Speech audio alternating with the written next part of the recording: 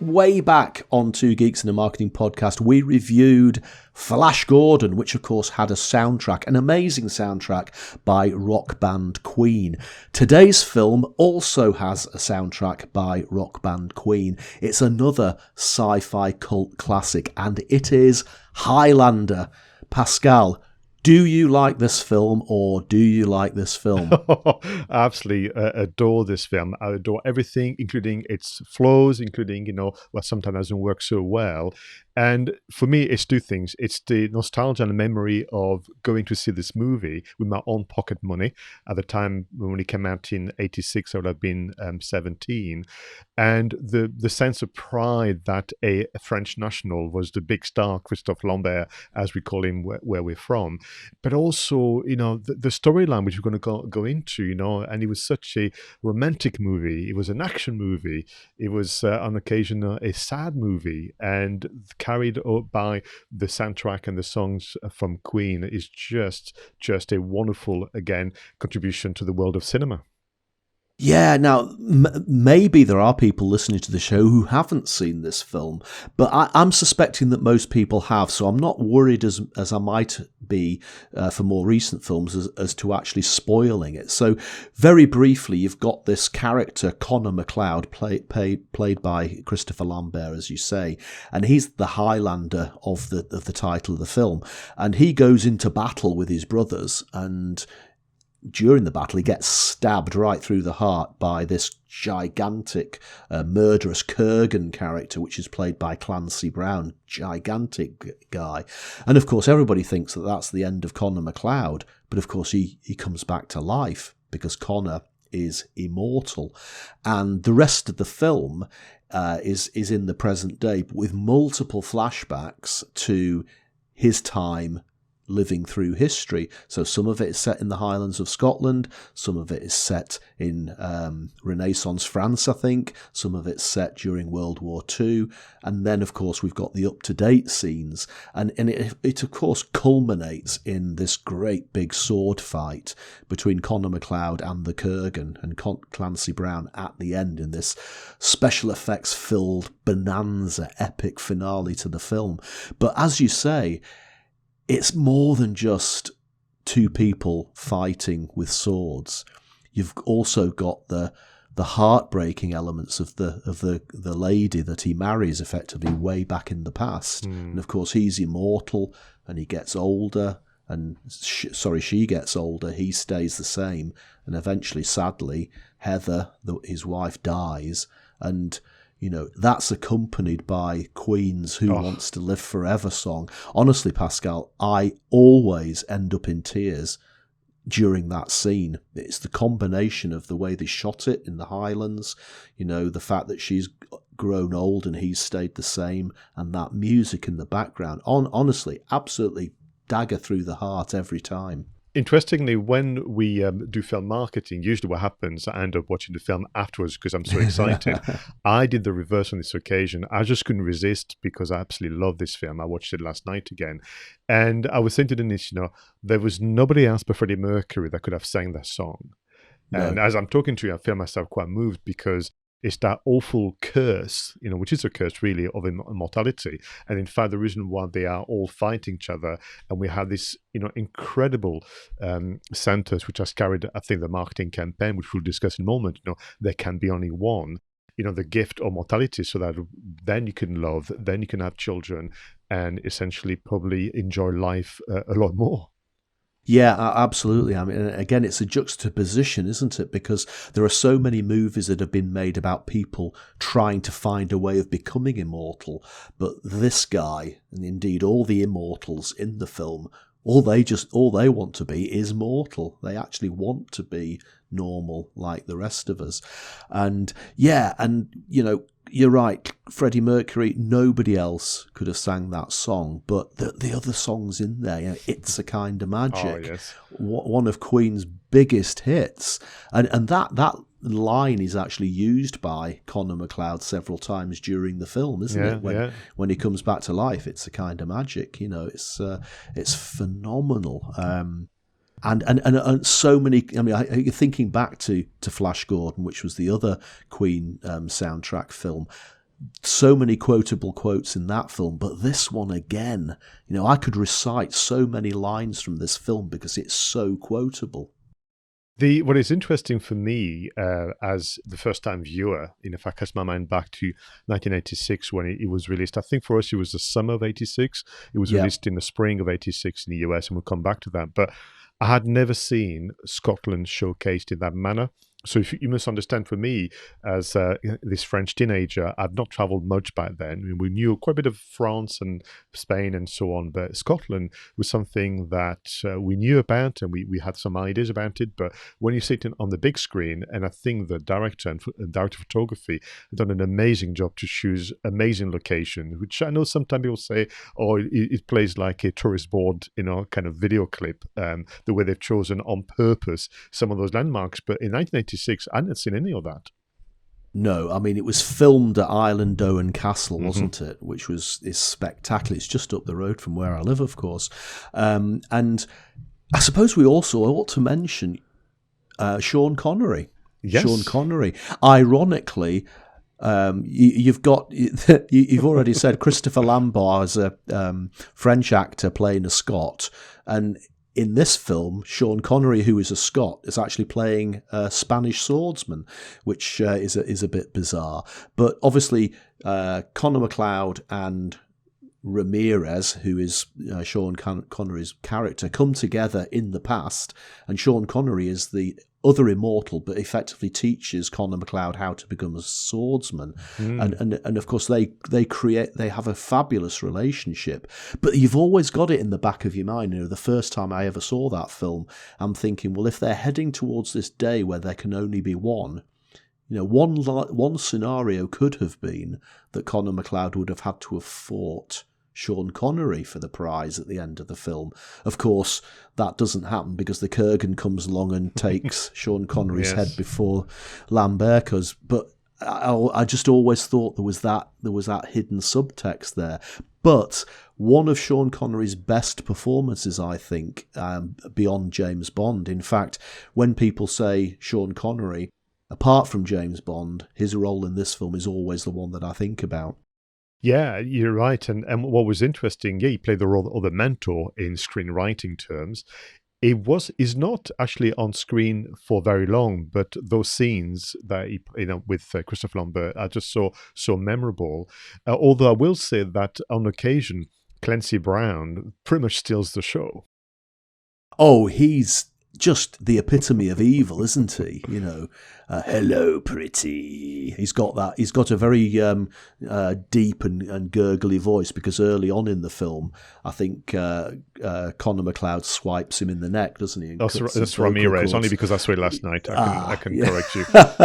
Okay, so Ramìrez does that. Yeah, hurts, doesn't it? And so he's got that deep voice. But one of the scenes where they're in a church, and Clancy Brown is just being totally inappropriate with the people in the church, but he comes across as somebody you would not want to mess with. I'd like to spend just a moment as well to talk about the film technique and the cinematography. Of course. So I did not appreciate it at the time, but this would qualify, Roger, as a low budget film, incredibly, in terms of even the standards of 1986, but also, the director, Russell Mulcahy, if that's how you pronounce his name.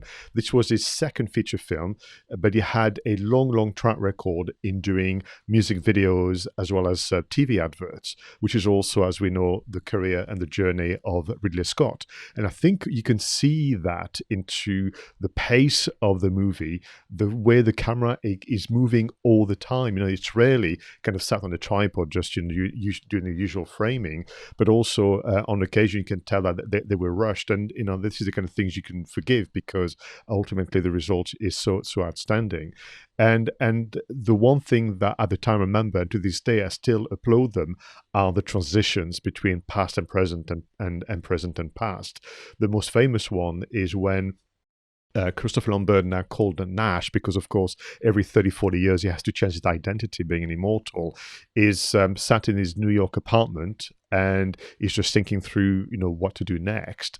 And the camera just shifts towards the aquarium and then pans up, and we end up on the lake in Scotland, a few centuries prior. And that transition is essentially flawless. And there's many other examples like this, but that to me was also exciting to watch. No, there's a wipe cut as well at some point where I think he's sat in the audience in a boxing match, and I think the camera starts panning down, and as it pans down towards there's this wooden frame around and as it pans down, it just completely changes to the past, and you think, oh, how did they manage that in one take? That was very, very, very clever. Another word about Queen, actually, Pascal, for this. Now, again, fabulous songs. A Kind of Magic, Who Wants to Live Forever, we've talked about. Princes of the Universe was the song that finished the show. And Hammer to Fall, I think, was used in the film as well. Hammer to Fall, they famously played during their Live Aid set in 1985, which is absolutely fantastic. But I didn't realise that the soundtrack for Highlander has never, ever been released.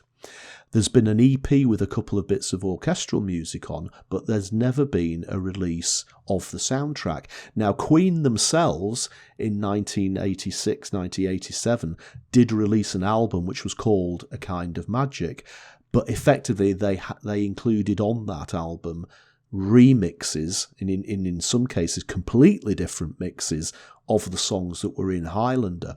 But the versions of the Queen songs that they recorded for the film have never been released. You can only actually hear them by watching the film.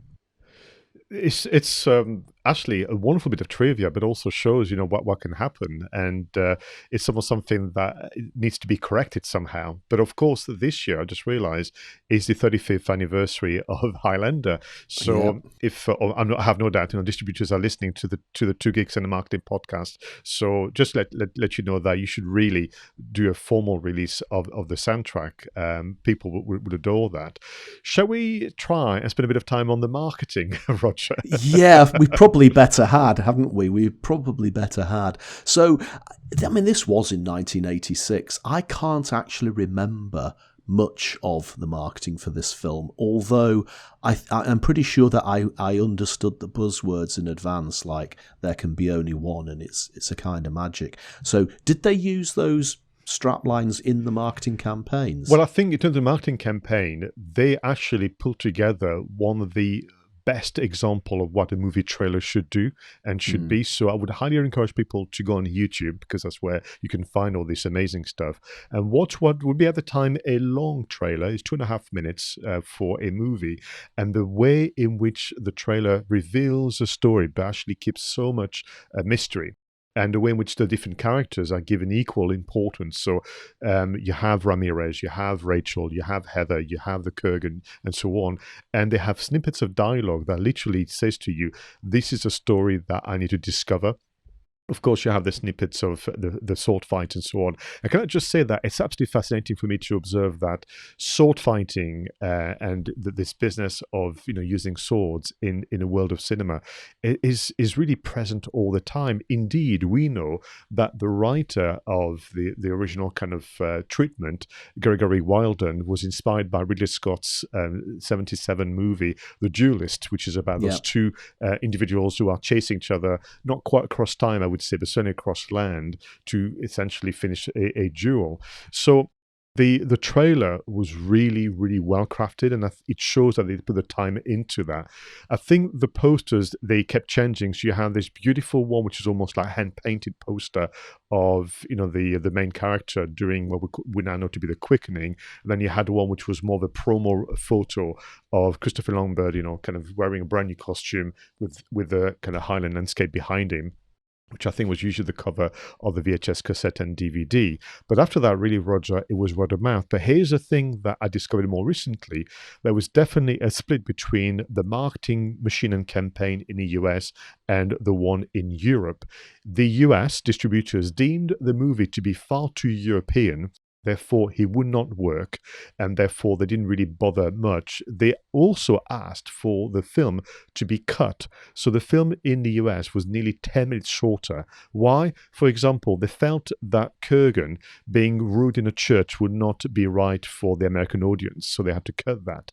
They felt that when our hero, Conor MacLeod, meets Rachel as a child for the first time during the Second World War and is killing the Nazi soldier, that was just too much. They wanted that taken out. But of course, then that makes no sense. Who is Rachel, and why is it yet a second very harsh separation for our hero? So the US market really literally ignored Highlander for quite some time until he came back, of course, as a cult classic.